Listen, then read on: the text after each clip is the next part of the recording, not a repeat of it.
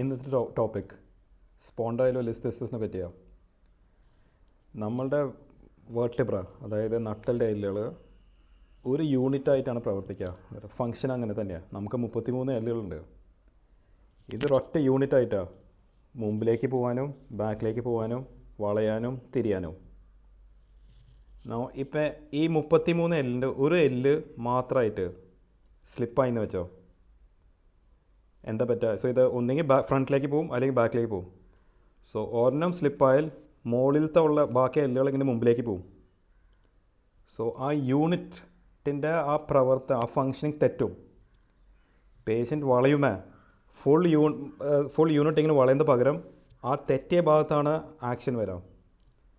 Patient നടക്കുമേ ഇതിങ്ങനെ ആടിക്കൊണ്ടിരിക്കും, front back. എല്ലുകൾ തമ്മിൽ ഇങ്ങനെ ആടാൻ തുടങ്ങും. അങ്ങനെ വരാൻ പാടില്ല. അങ്ങനെ വന്നാൽ എന്താ പറ്റുക? എല്ലുകൾ തമ്മിലിങ്ങനെ ഉരയാൻ തുടങ്ങിയാൽ തേയ്മാനങ്ങൾ വരും. ഇതിൻ്റെ പ്രോബ്ലം എന്ന് വെച്ചാൽ സിവിയർ ബാക്ക് ഏക്കായിട്ട് വരാം, നടുവേദനയായിട്ട് വരാം. പക്ഷെ ഒരു പ്രോബ്ലം ഉണ്ട്. നമ്മളുടെ എല്ലിൻ്റെ ഇടയിലെന്താ?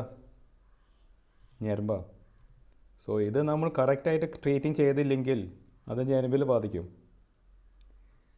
ഇത് സംഭവിക്കാൻ കാരണം എന്താ? ഏറ്റവും കോമൺ കാരണം പ്രായം കൂടുന്തോറും നമ്മുടെ ഡിസ്ക്, നമുക്കറിയാലോ എല്ലിൻ്റെ ഇടയിൽ ഡിസ്ക് ഉണ്ട്. ഇതൊരു വണ്ടിയുടെ ഷോക്ക് അബ്സോർബർ പോലെയാണ്. ഈ ഗ്യാപ്പ് കുറയുമേ പ്രായം കൂടുന്തോറും ഡിസ്കിൻ്റെ ഹൈറ്റ് കുറയുമ്പോൾ എല്ലുകൾ തമ്മിൽ ഇങ്ങനെ ജാം ആവുമ്പോൾ അവരുടെ സ്റ്റെബിലിറ്റി, അവരുടെ ഉറപ്പ് പോവും. സോ എന്താ പറ്റുക? അത് തെറ്റും. ഇങ്ങനെ തെറ്റാൻ പാടില്ല. ഇത് ഒരൊറ്റ യൂണിറ്റായിട്ടാണ് ഫങ്ഷൻ ചെയ്യേണ്ടത്. പക്ഷെ തെറ്റിയാൽ പേഷ്യൻ്റ് വളയുമ്പോൾ ഫുൾ സ്പൈൻ ചെരിയുന്ന പകരം ഈ ഭാഗം മാത്രം ചെരിയുള്ളൂ. അപ്പോഴാണ് ഈ പെയിൻ വരാം. ഇതിൻ്റെ ട്രീറ്റ്മെൻറ്റ് ഞാൻ വേറൊരു വീഡിയോയിൽ പറയാം. ഒരു വാക്കിൽ അവസാനിപ്പിക്കാം. ട്രീറ്റ്മെൻറ്റ് എന്താ? ആ ഇൻസ്റ്റെബിലിറ്റി നമ്മൾ ടൈറ്റാക്കണം. Thank you.